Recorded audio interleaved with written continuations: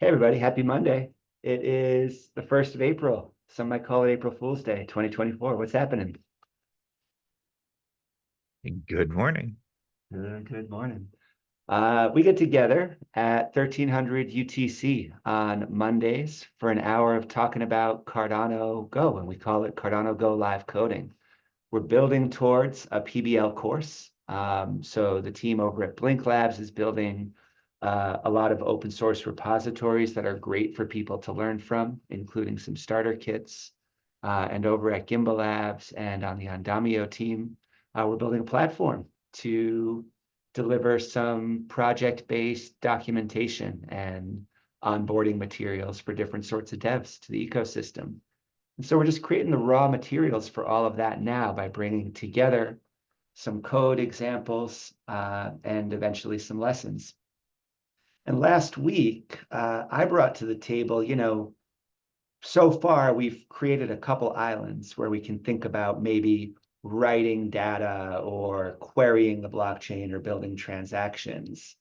And then Chris, thank you for taking us on a pretty awesome journey showing why UTxO RPC is being built and how it's collaboration. I know we tweeted out about Blink Labs and TX Pipe, and you responded, it's actually, there is more to it than that. So I want to make sure to give credit to everybody who is kicking in. Is there anybody we should shout out, or like if I update that blog post that we can add to it? Wow. Yeah, Clark Alenza has been Oh, doing yeah. the .NET stuff and has been working on that pretty well. And there's a few people that I cannot remember their names off the top of my head. But Yeah. yeah, yeah. That Clark is on that. Okay, so yeah, I just want to update that blog post, and I'll make sure to drop into that Discord server and make sure Yeah, that you're getting credit. the UTxO RPC channel on the TX Pipe Discord is where everybody hangs out. So, Okay, on the TX Pipe Discord. yep. Cool, easy. Good Yep. stuff. Thanks. So then, we have this idea where, and let's jump. So there's some links in the blog post, and one of them is to just the UTxO RPC project right here. We can look at the docs. We talked last week about there are these 4 different modules, which you can imagine in the long run, maybe there would be additional modules someday, governance, for example. But for now, like we have these guys right here, and we can do pretty much everything we need to do to build a Cardano application.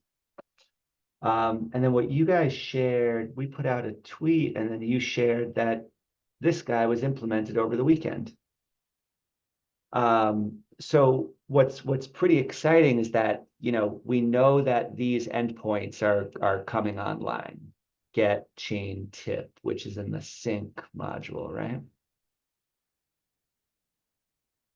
Is it down at the bottom? No, that's in the build module. So the build Oh, I module look actually closer. has, yeah, the build module has most of Oh, the build module. chain query uh, items because usually the local state query that you use is almost always for building a transaction.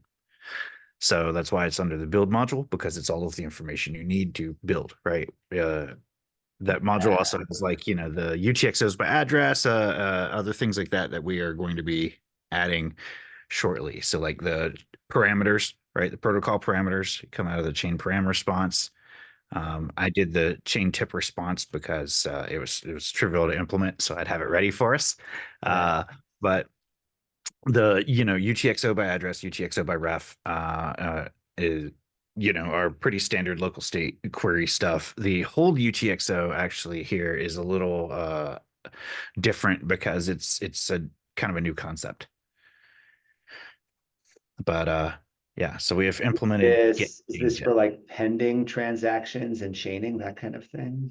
No, so it's for yes, you could do it absolutely that way. That's what you could use it for. Would be to prevent you from reusing them, right? while building a chain of transactions and things like that. So you could add to the list of UTXOs that you're building as you go. But the other way would be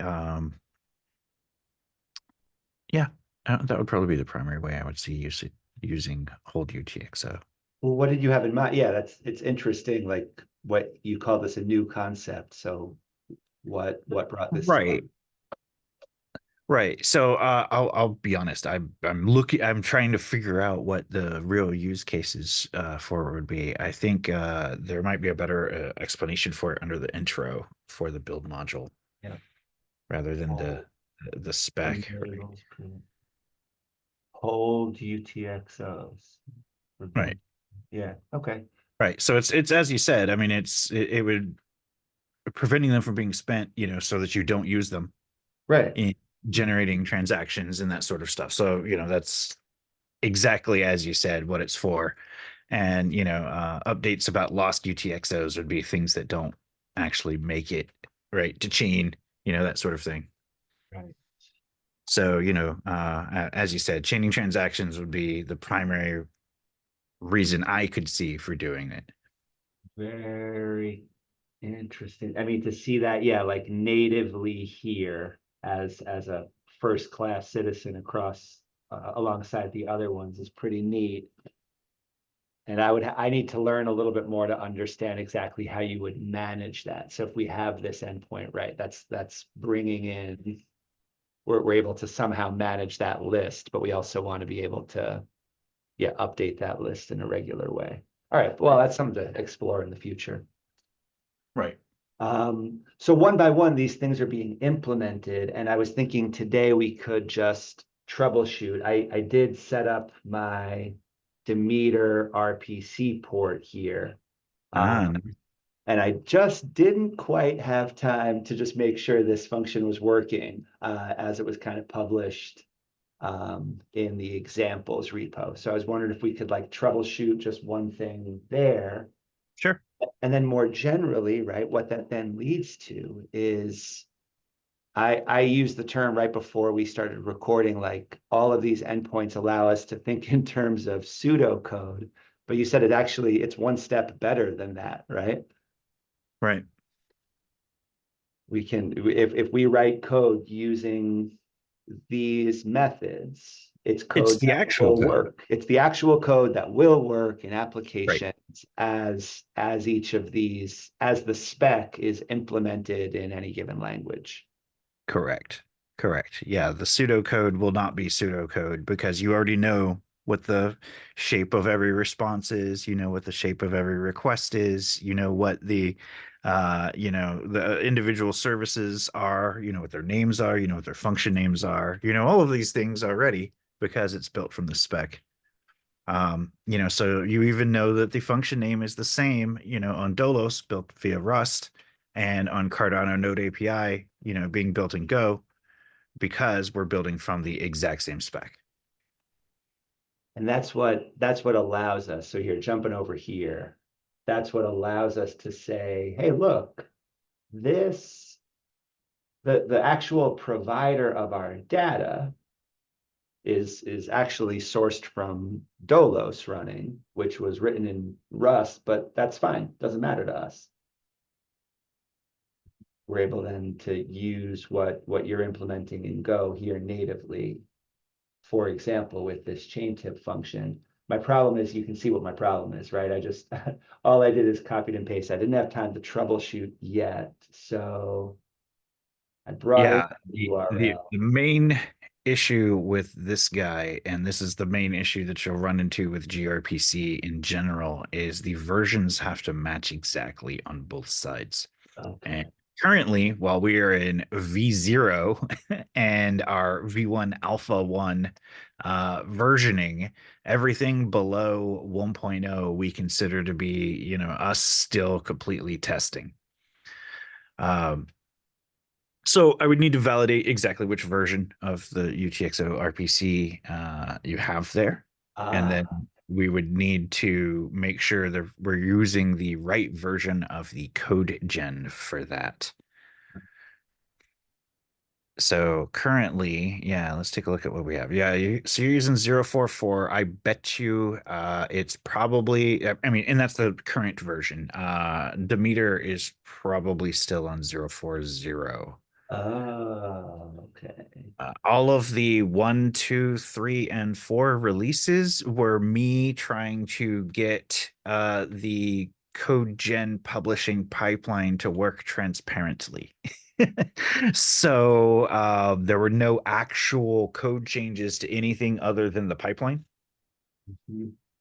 but it still produces different versions, right, of the gRPC. So, when it does the version check, it's like, hey, we don't match. So if I tried 0.40, maybe this guy works. Yeah, let's find out. See what happens. So how do Yeah. I change that version here? What do I do to update? Oh, looks like this guy needs a different. Yeah, it's complaining. So what do if I just tidy this, will it do it for me? Yes, go Some for it. some of See that what happens. still feels like magic to me. So I know that Yeah, that's great. oh, hi there. Nice. All right, what did it come up with? All right, looks happy enough.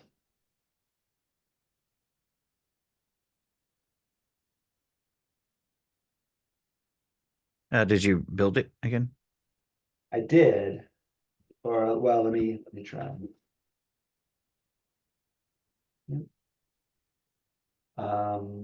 Is there anything like cache that anything else I would have to do because No, no. And as I'm telling you, unfortunately, I don't know the exact version that's running on the other okay, side. yeah, yeah, yeah. So How it, so it, should we it's- go? Can we figure that out? when did you create this? Just recently? Yeah, just like a few minutes ago. Give me just a moment. Let me find out. Let me see if I can find out.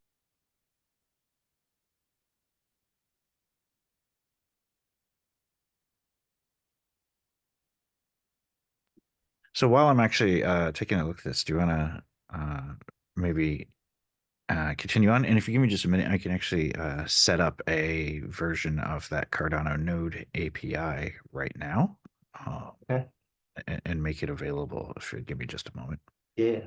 Well, does anybody else have any questions or thoughts about anything we've done so far? Whether it's the concept of playing with UTxO RPC or anything in Go?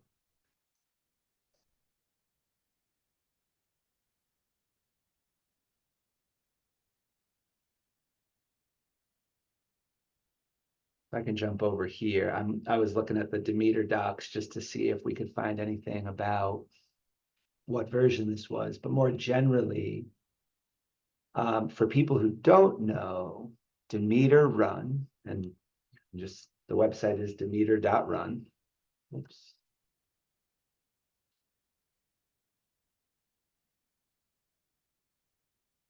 Is a provider of Cardano infrastructure. So you can see right here, you can come, you can make an account. I'm signed in with my account. And when you do log in, you have your set of projects. I still have a placeholder project that I was using last year at Gimbalabs for Plutus PBL. So for now, I was still just using that one. And you'll see that right now I only have one resource running, and it's that UTxO RPC port.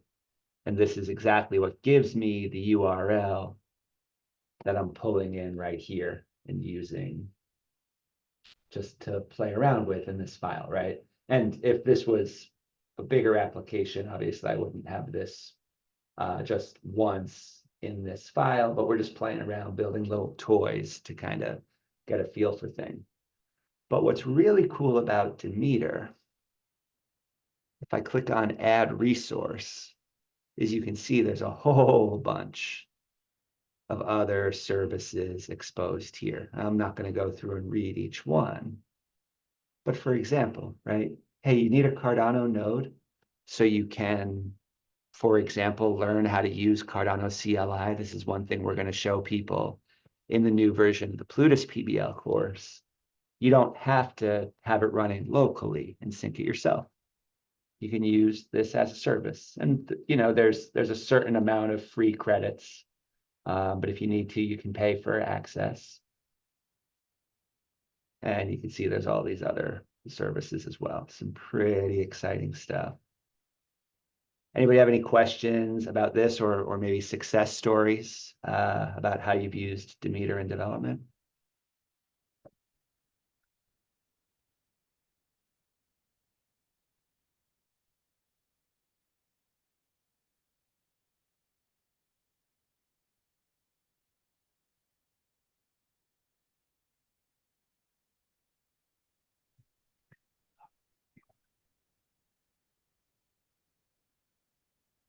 Yeah, any one of these would be fun to jump in and play around with. Yeah, so there is the workspace, right? So in the workspace, you get a VS Code environment. And there are the Demeter starter kits you can use that will launch workspaces. Oh, cool. Right. That's what the Demeter starter kits usually are, as a workspace. Right. So anybody can create a starter kit that allows people to come in and have VS Code in their browser. Exactly. Exactly. Yeah, and you've got all of these. So what I just clicked on workspace, top Mhm. first option. Yeah. And now I get a whole bunch of different choices. Okay, what am I developing in? Oh, well, you're developing in Golang, right? Good for For creating today, projects. there you go. Ouroboros, yeah, right? Looks good to me. Yeah, yeah. And like, if depending on what you might need a Cardano node, right? Right, right, And that sort of stuff. So if you were to, for example, be launching the Goraboros starter kit, you would want a Cardano node. You don't need the CLI binaries, but down below you'll see you get to choose what network do you want to be on. right. Okay. Right. And a preview for now is where the RPC, well, Demeter RPC is, but I Yes, could that's what. delete these. Yeah. Right, right. Oops. All right. So Right. Right. And I can copy if somebody else built a starter kit already. There you go. Just make a copy of that and pull those settings in.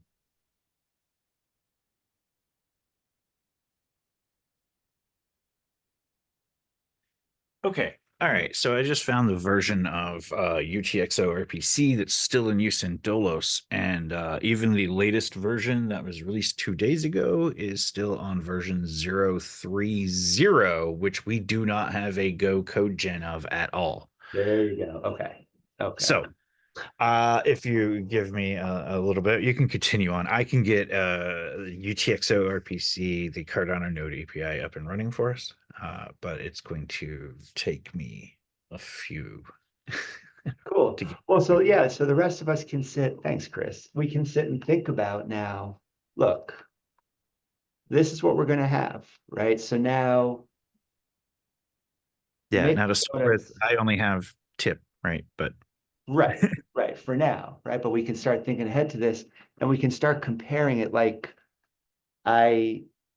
one of my forward going questions is, okay, given UTxO RPC is being rolled out, but also given that when we jumped into this work, we recognized there is this ecosystem of other development libraries.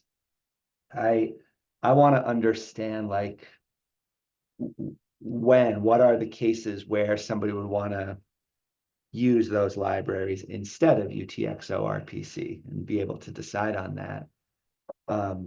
But certainly we can start playing around with some case studies and see how far we could take this thing. So for example, Mix showed us how to build a simple transaction, but how would I do that here, right? I can get UTXOs by address. That's part of building a transaction.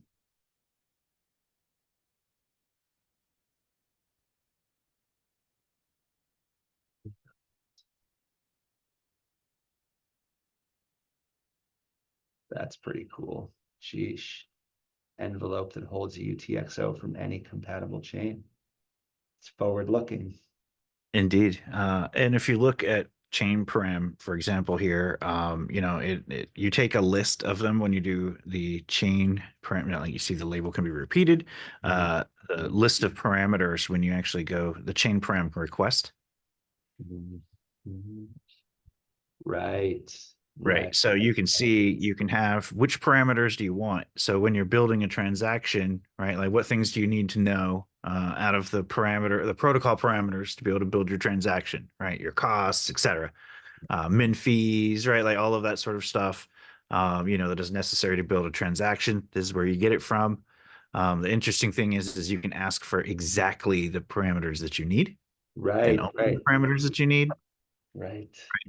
and you'll get those parameters back in your response.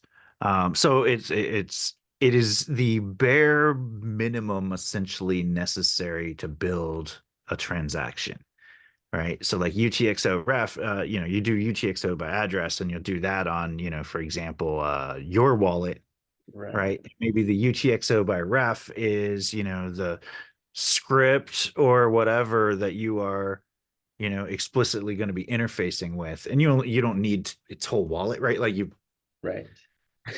I need to so know the UTXO. Right. This is the validator UTXO I'm trying to spend. This is reference the inputs reference script. generally, yeah, would be Right. this. I mean, like obviously you could use it if you already know what UTXOs you want to use. You got them from somewhere else or something like that, right? Okay, so that's a question, right? So I've got a bunch of UTXOs at a validator. I want the one that has this token in it. So how To do that that, you that's a would pull it by query. address. I would query by address, and then I would filter those results for my token. Right. Yeah. Right, right. But like again, kind of going back to the UTXO ref, where you might even use this in building a transaction yourself, would be if I mean, out of your own wallet or something like that, would be if you're interfacing with some other piece of code, right? Like maybe your front end over SIP30 talks to the wallet and gets a list of UTXOs from the wallet and passes those through to your backend. And now you already know the UTXOs you want to look up to generate a transaction, right? That you might be passing back to the front end to sign. Right. Right. So, if you're doing that sort of thing where you're building a transaction on the back end, you might only get a list of UTXOs instead of needing to scan their entire wallet, right? And the advantage there would be, like they're an NFT degen, they've got like 100,000 UTXOs in their wallet, right? Terribly fragmented or Right. whatever. They Right. Right. Right. UTXOs potentially blocked or on hold. Like we have the ability to hold UTXOs, but wallets kind of do too, right? You can lock a UTXO in Eternal, for example, and it won't return them as a Right. UTXO usable as long as you query the wallet for them. Right. So this is a case where there have been problems already that people have seen in the ecosystem where if you build a transaction on the back end, right, Mhm. they don't necessarily know that because That that these UTXOs are held. right, that these UTXOs are locked or held or anything like that. So like now you also kind of like have a way where that could be communicated to a Right back. on. Right, right, right. Yeah, this holding state helps me inside of my application's logic, but it doesn't necessarily mean anything to the outside world. What if it could? Right. That's interesting. And yeah, we have some cases where once we do find the UTXO, we're actually not interested in spending it, but we do just want to reference the datum. So this could be the case there. Okay, yeah, I have this. It's it's referenced in our validation logic. Um, that, but so if I want to read the data, where's the UTXO type TX output? UTXO RPC. Yeah, this, I want to look at this type. Um,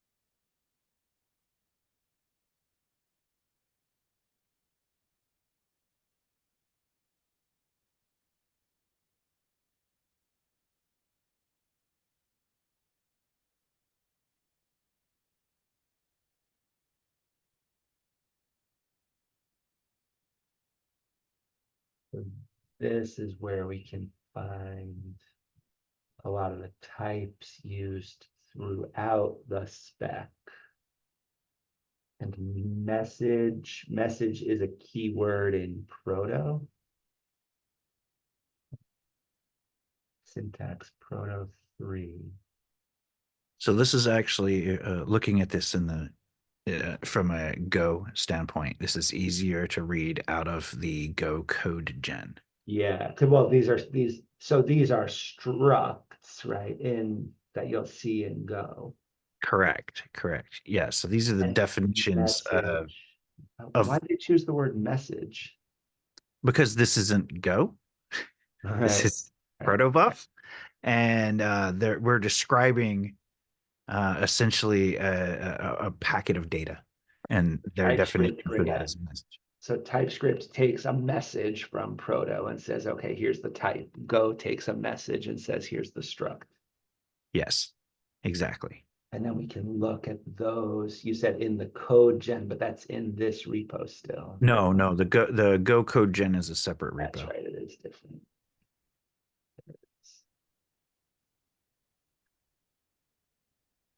Same five, right. So there's the 4 directories, the 4, sorry, what's my modules? Okay. Yes, the 4 modules, and then the Cardano module, which is essentially all of the main types.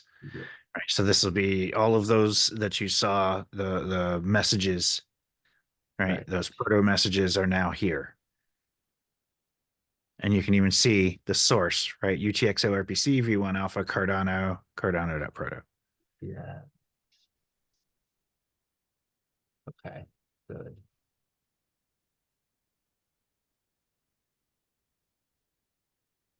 And you can see like, so how to get a string representation. If you keep going down, you'll see the actual various things like a TX output and that sort of stuff. You can. Gosh. Now,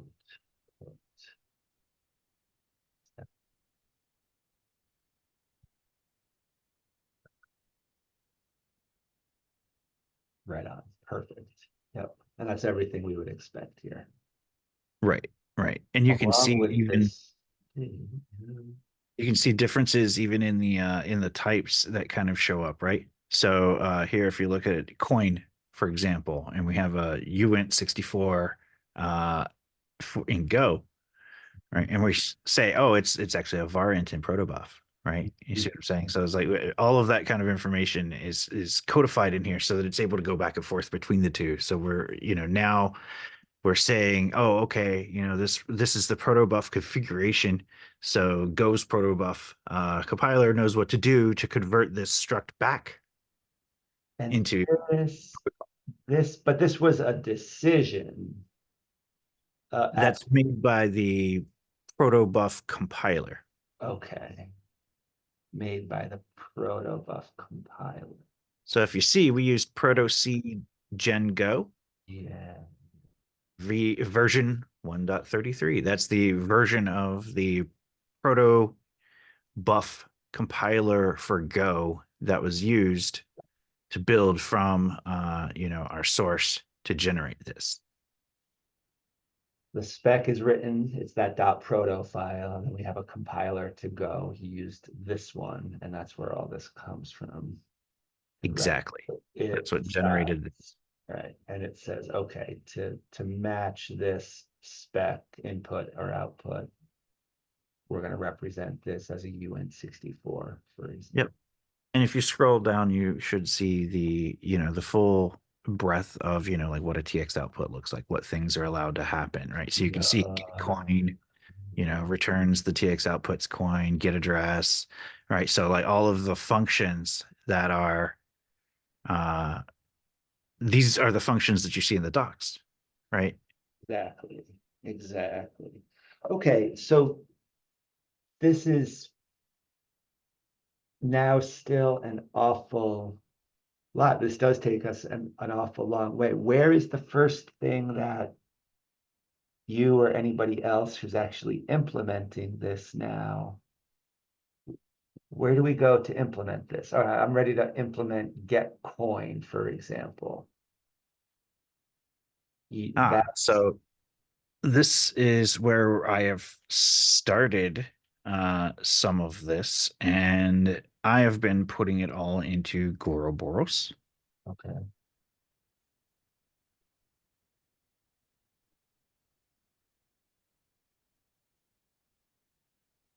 And So so, so I'll it show you where it eventually, is. yeah, it eventually ends up in Cardano Node API, but before you Correct. go there, you're building into Goroboros. So there are two parts. The individual changes that are made to the objects, that sort of stuff, I'm putting into Goroboros. So I can show you that. But when it comes to implementing the handlers and functions for actually using these things, Mhm. right? That will go into Cardano Node API. So Right. if you take a look down here at our buddy, yeah, Goroboros, and we can just look at the ledger, and like I'll show you. We'll pick something. So like let's just pick Babbage, just for simplicity's sake, and scroll down a little bit, and you'll find a UTxO RPC. In fact, look, you can already see we have UTxO RPC in our imports, Right. Right. right? Because we are going to be implementing, some of it. So if you scroll down here just a little bit, you don't even have to go too far, because I'll show you in just a moment. We have a UTxO Oh, RPC function. So this produces a block. right. So, and you'll see we have a Babbage transaction body here too, right? So if you have a Babbage transaction body or whatever from Goroboros, you can now call .utxo RPC on it, and you will get a UTxO RPC representation of that same object, right? So we're building the conversion Right. between essentially, like, not necessarily CBOR. We're building it between the Go and UTxO RPC. So we're adding all of the things. So you'll see on a body or whatever, we might have an unmarshal CBOR, uh, or a Marshall CBOR to go to and from CBOR if necessary. Yep, like this guy right here. Right. Which is, how do we take this and convert it, back into bytes, right? Right. CBOR. Right. So we're building the same things for UTxO RPC, so that we'll be able to go back and forth. Um, you Damn. know, Okay. and yeah, yeah. So we're putting those in at the primitive level in Goroboros, but then like an implementation actually using those things will be in UTxO RPC. All right, let me see how accurate I can be. So I can any node, right? Goroboros has several different ways to connect to a node running anywhere, whether it's locally or elsewhere. Right, And now it's Goroboros is already built to allow me to kind of talk natively to the node. And that opens up all sorts of opportunities. And at the very same time, ultimately, what I probably want to do with that data is use it with these really convenient UTXO RPC functions. right, And Goroboros is already putting data in that format for me.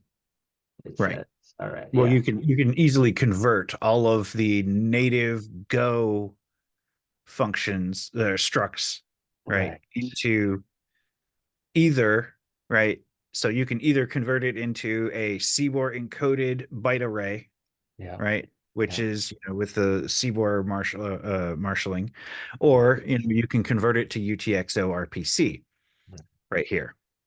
So one of the things we'll probably end up putting somewhere along the way, we don't have it quite yet, is the opposite direction, and create all of the UTXO RPC to Goroboros struct, right?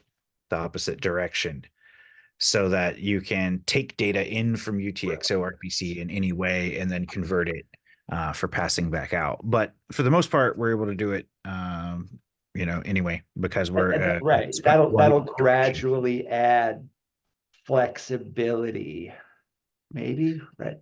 Like, Right. Well, I mean, if we were wanting to build something more like Delos and build a standalone node, right. right, that does not use a Cardano node for its data source, that used its own data source, then we would have to be able to convert those things back and forth. In this case, we're using a node for data. So we know everything that we're getting essentially as input is coming in as Ouroboros as Cbor, right? Mhm, Because that's what the node provides. mhm, So we're building the one way, mhm, right, of taking Cardano's ledger state, which is binary Cbor, and converting it into UTxO RPC. At some mhm. point, we will need to go the other way because UTxO RPC could be the way that we're sourcing data to, Right. right? And when we start building out that functionality, we'll have to build the everything out to go the other way too.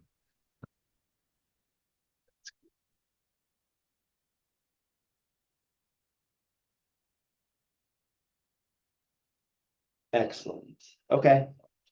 Okay. No, this makes more sense each time. Thank you. And yeah, it's wild. It's very exciting to see this just built in to Ouroboros. Okay, and I'm going to be excited to take that on like a few full laps, and we can kind of play around with giving people ways to kind of really appreciate that flow of data. That's really cool. Okay. So I've been tooling around and bringing all these questions now. Do you think we can beat the clock getting the code gen to work over here? I am typing fast.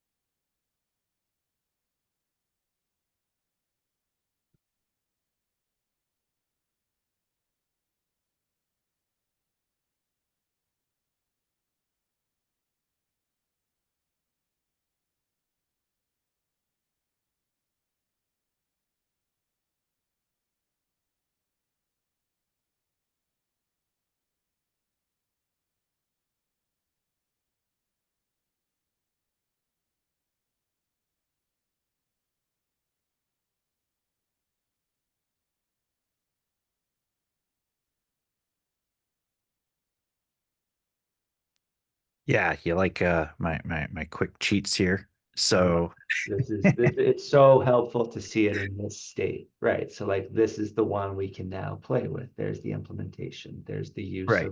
of Goroboros. And then you can see where we build the chain point here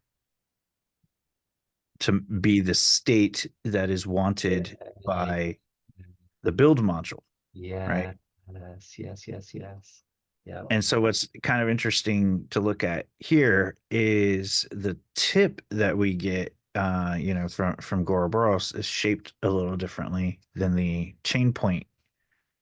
For Goroboros, a point only has a slot and a hash right, because it's an absolute slot. So it doesn't include the block number. But I mean the entire tip does, but the point itself doesn't.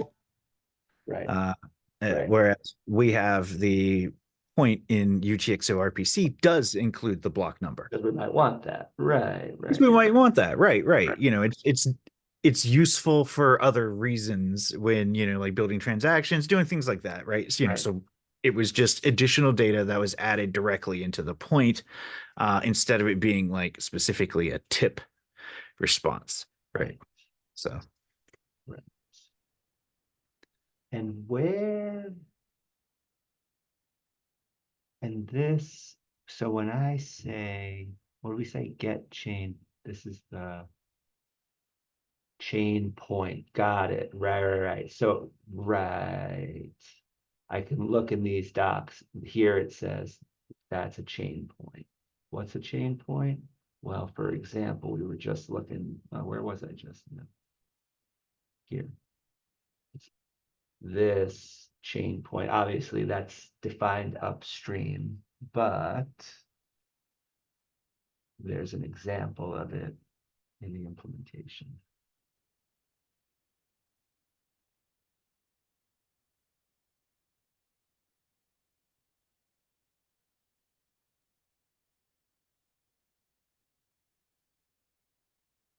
It doesn't seem out of the question that we can bring contributors in to help and implement some of these. If we have a few examples and the work is in progress. yeah, I will be this is actually our catalyst work Okay, for fair. for Fund 11.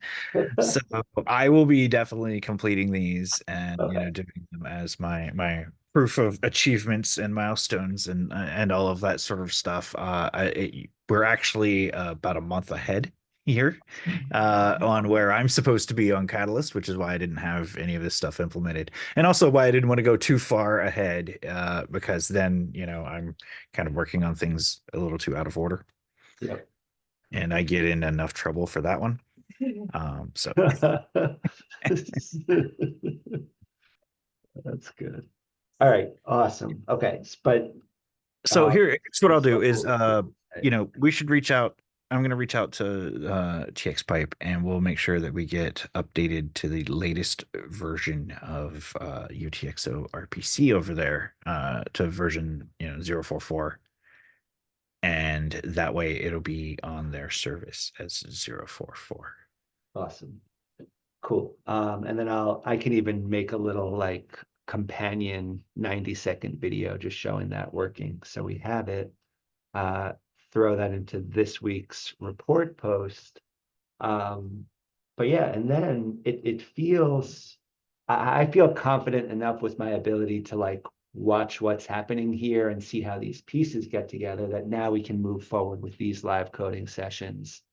Just starting to play with these as they come online. And then we can play around with what we're able to do with them, take them as far as we can. That's Yeah, absolutely. And also, I have my entire team here is on the call, so no one was paying attention to my pull requests. So we'll have everything deployed out. So we will. I'll make sure that I have a Cardano Node API that's public, that is deployed out, that has these things available, so that we can go and play with them. right?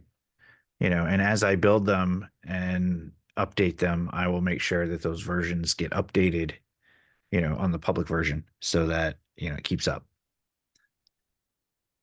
Fantastic. Happy Monday. There you go. Sounds Happy like Monday. Yeah, yeah. We were going to show off a bunch of code working. April Fools. this is perfect. This is the perfect spot to be. We're underway. This is our fourth session here. I feel like we've done a really good job so far, just kind of framing how we can work, what that can look like. Yeah, so all systems go, and 1 week at a time there. My, I still feel like I have a little bit of an unresolved question as to like, okay, given UTxO RPC, when do I use another library natively? And I kind of just want to like keep coming to that question on every couple of weeks and saying, okay, well, here's as far as we can go. Is there anything, is there a reason to pull in a library, to get Right, to that? right. So, I mean, the two ways and the two easiest points to answer this, really quickly in the last couple of minutes that we have is it would depend on what you're trying to build. Mhm. Being is that how we're, doing the Go PBL here, right? The place where you would want to add easiest the UTxO RPC support would be adding it to something like Apollo, Mhm. right, as a back end to Apollo, as an alternative to Block Frost or right, or Maestro or any of the other API providers would be selecting UTxO RPC there. And then, it's just a choice of whose UTxO RPC you're using, right? Right. You know, this is again, we're kind of in a state of flux, and as you saw, the Yeah. TX pipe is in 030, 040 is current. So like, we got to make sure that we're all on the same page. The point being is when we stabilize, which should happen sooner rather than later, because again, all of this code, the UTxO RPC code itself Mhm. is, generated, right? We have a spec and we generate the code. So the point is we're just trying to bug troubleshoot and bug fix the spec itself. And Mhm. once we have that into a solid state, by getting more developers playing around with it, we're going to solidify it. It's going to be a V1 and there will be no changes to it whatsoever. Right. So Right. everyone's V1 will be identical to each other, That makes right? sense. And we'll know it's compatible. And if we break compatibility, it's got to be a V2. Right. Right. Right. Like that's the answer, is it'll have to be that way. And that's what we're all agreeing to, like as the UTxO RPC community, right? Is that we want strong guarantees, we want hard contracts, our API endpoints are hard versioned, right? And the goal will be we get to, V1 and it's compatible across the board, and new features go to like, breaking compatibility stuff goes to like V2. Right. That makes so much sense. Yep. Yep. Brilliant. And then with So the Apollo stuff, so then that also makes sense. Like now you're talking about UTxO RPC as the provider to Apollo, which right. then the next more interesting question for me is like, okay, what's the value add of Apollo on top of that, right? Like now let's look closely at what that provides, what it allows us to play around with. And Right. And other examples of libraries that you might use instead would be like Lucid or Translucent, or, one of exactly, these is you exactly, do the same thing. You add a UTxO RPC back into it, and right, now it works on everybody's UTxO RPC, right? right. So And, that's and the yeah, idea. TypeScript devs will be clamoring for this, right? Like Right. once it's out there, it's like, oh, why don't we have that yet? Let's go. Right. It's Right. great. And yeah, that's really the goal, is the interoperability. We want people to be able to take their app to different providers that are providing different things, or to self-host or anything like that, and it always looks the same. Right. Or to be able to write a code base that uses a little bit of this and a little bit of that, right? Yeah, It's absolutely. you can write an API in Go and you can write a front end in TypeScript and you can talk to each other about it because Very common. Yeah, very right, common, right? right. Very cool. Very good. Thanks. I feel great about this session because I think this is like foundational stuff that's really helpful for those of us here just to know in the background. And as we start to branch out, as we start to, for example, start writing public facing lessons, this is not stuff you're going to tell people in the first few lessons, but it's good for us to have it in the back of our minds. Like, we're guiding people towards this point where they can start to use this. And if anybody asks, to be able to show them a little bit about what's going on under the hood.